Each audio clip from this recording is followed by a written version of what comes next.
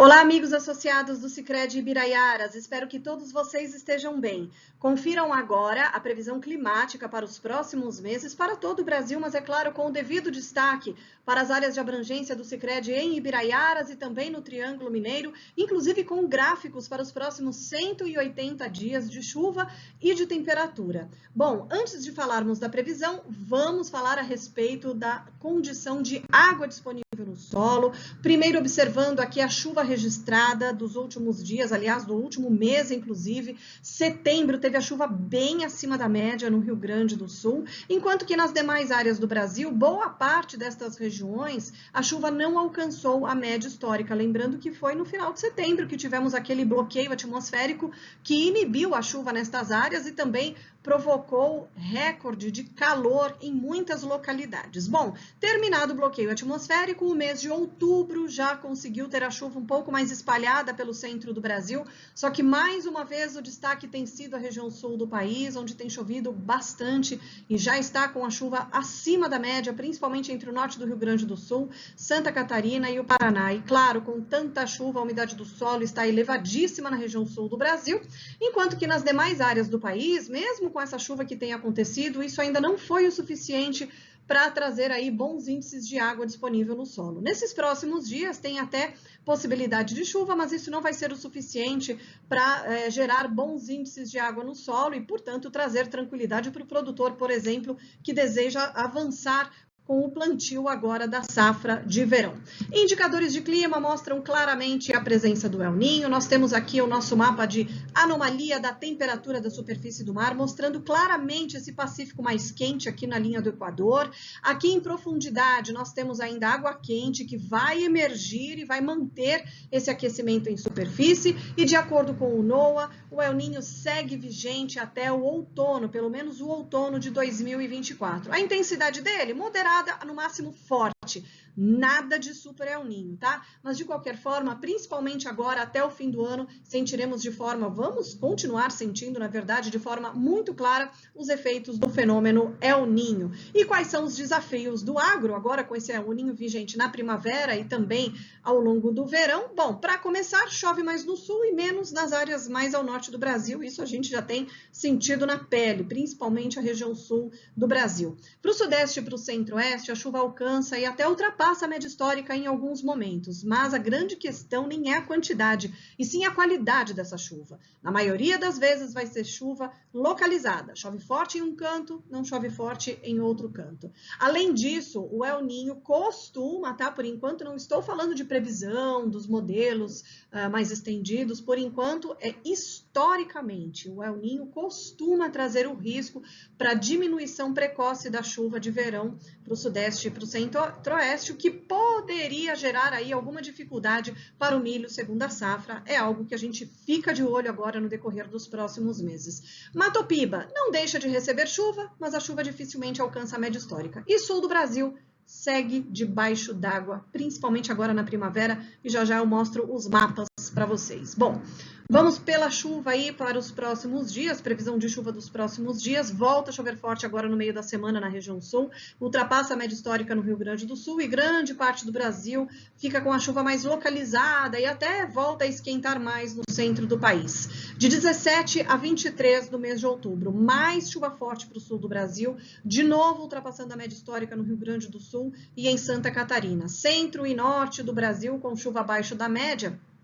E essa chuva, ela não deixa de acontecer, mas ela ainda é muito irregular e isso acaba dificultando o aumento de água disponível no solo e aí acaba prejudicando o avanço do plantio da safra 23-24 nestas regiões. De 26 a 30 do 10, mais chuva forte para a região sul do Brasil, até chove um pouquinho mais aqui no centro do país, mas ainda não ultrapassa a média histórica entre o centro-oeste, nordeste e região norte do Brasil. Agora, próximos meses. Bom, outubro, com os efeitos bem claros do fenômeno El Niño, ou seja, com chuva acima da média para as áreas mais ao sul do Brasil, abaixo da média para as áreas mais ao norte. Olha o que tem para chover ainda no sul do país. Entre São Paulo e Minas, a chuva até ultrapassa a média histórica, mas é diferente, não é uma chuva tão persistente e abrangente. Ela é forte em alguns pontos, em outros nem tanto. Então, há uma diferença, principalmente para o centro e sul de Minas Gerais, no comportamento da chuva, tá? Bom, mês de novembro também sob os efeitos do El Niño, com chuva acima da média para o sul do Brasil, abaixo da média para as áreas mais ao norte do país. E dezembro encerrando o ano também com um jeito bem clássico de El Niño, com chuva acima da média para as áreas mais ao sul, abaixo da média para as áreas mais ao norte, incluindo Minas Gerais. São Paulo, Mato Grosso do Sul, sul de Goiás e de Mato Grosso, até terão a chuva acima da média, mas também é uma chuva mal distribuída, ela vai ser forte em alguns pontos e em outros não. No sul do Brasil, continua muita água de forma abrangente, perigosa também, mantém ainda o risco para tempestades nestas áreas. Bom, em janeiro, o El Niño segue vigente, ainda teremos o El Niño, inclusive a expectativa é que o El Niño ainda esteja com uma intensidade forte, mas talvez modifique a configuração do fenômeno, e aí isso acaba refletindo no comportamento, na distribuição da chuva aqui no Brasil. Há uma quebra naquele padrão clássico de mais chuva para o sul e menos chuva para as áreas mais ao norte. Tanto que a gente vê surgir essa anomalia positiva aqui, ó, desde Minas Gerais até o estado do Acre, né? A chuva ganha força aqui nessa faixa, desde a costa de São Paulo até as áreas mais ao norte do Brasil e ultrapassa a média histórica. Sul do país não deixa de chover, não vai ser o maior acumulado fica aqui para o centro do Brasil, mas de qualquer forma, para o mês de janeiro, ultrapassa a média histórica aqui no interior da região sul do país. E aí, quando a gente chega, aí lembrando, tá? Essa é uma previsão mais estendida, ela pode mudar um pouco, mas de qualquer forma, toda a rodada de modelo tem mostrado aí essa chuva aqui no centro do Brasil e ainda mantém a chuva acima da média para o interior da região sul do país. Fevereiro também, aí olha só, é o primeiro mês em que a gente vê a chuva não alcançar a média histórica na região sul. É preocupante? De jeito nenhum, a gente vai estar com o solo super encharcado, choveu bastante, né? Vai ter chovido muito até chegar o mês de fevereiro, e aí tem essa expectativa aí de uma chuva que vai ficar abaixo da média, e vejam que não é ausência de chuva, tá? Ainda deve chover, só não alcança a média histórica. E o outro destaque fica para Minas, Goiás, sul do Tocantins e boa parte da Bahia, onde teremos a chuva acima da média histórica. Lembrando que essa é mais uma previsão estendida e que pode modificar até lá. Mês de março, com chuva acima da média de novo para a região sul, volta a ficar acima da média para a região sul, só fevereiro que tem aquela quebra na chuva para a região sul do país, tá? Em março ela volta a ficar acima da média, mas os maiores acumulados ficam para a região norte, aqui a previsão de acumulado, só que aqui para as áreas mais ao norte aqui do Brasil, pegando Tocantins, Pará, Piauí, Maranhão, não deixa de chover, tá vendo aqui, ó, lado esquerdo, não deixa de chover, mas não alcança a média histórica, tá? Bom, e essa também é uma previsão estendida. Abril, mais uma previsão estendida, essa é a primeira rodada dos modelos, tá? Então, além de ser uma previsão estendida, é a primeira saída dos modelos de previsão, de qualquer forma, por enquanto os modelos mostram chuva acima da média para o sul e abaixo da média para o centro e norte do Brasil. Agora vamos ver a previsão de forma mais detalhada, com o nosso gráfico para os próximos 180 dias de chuva e também de temperatura. A chuva é representada aqui pelas barrinhas em azul e a temperatura pelas linhas em azul é a temperatura mínima, que a gente vê que não tem a menor possibilidade de geada, e a máxima representada pela linha em amarelo, que é a temperatura da tarde, tá? Em alguns momentos a gente vê o calor diminuir um pouco aqui na região de Campestre da Serra, mas não é nada muito significativo, e o que mais a gente vê nesse gráfico, pelo menos até mês de abril, né, o início aqui do mês de abril, é muita água. Em alguns momentos uma chuva mais volumosa, em outros ela não é tão volumosa, mas ela é mais persistente, ou seja, o que tem é água para cair. Talvez alguma janela aqui, ó, justamente no mês de fevereiro, lembra que eu mostrei para vocês? Em fevereiro há uma quebra na chuva, e aí realmente aqui no gráfico, na região de Campestre da Serra, a gente vê uma janela maior de tempo firme entre uma chuva e outra. Bom, em Frutal, tem chuva prevista, sim. Aqui a gente tem a linha de pouco mais de 10 milímetros, só para a gente sintonizar aqui onde estão as chuvas agrícolas, né? Até lá, até começar aqui terminar o mês de outubro, decorrer de novembro, essa chuva ela vai ser um pouco mais pontual, um pouco mais espaçada.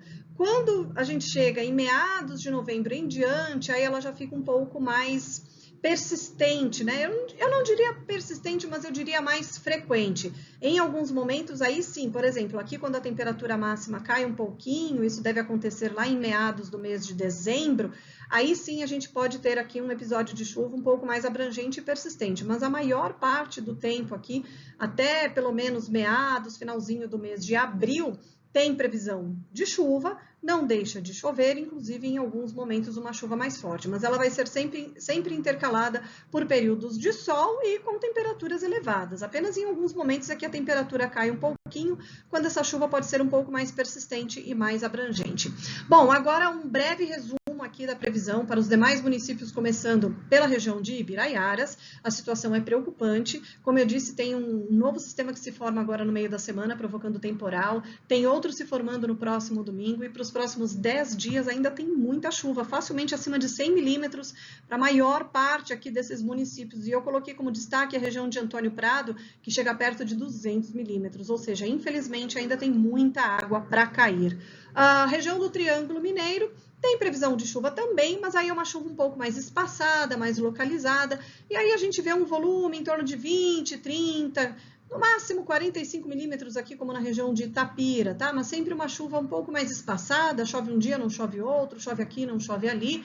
O sol sempre aparece pela manhã e garante o calor que deve continuar durante as tardes.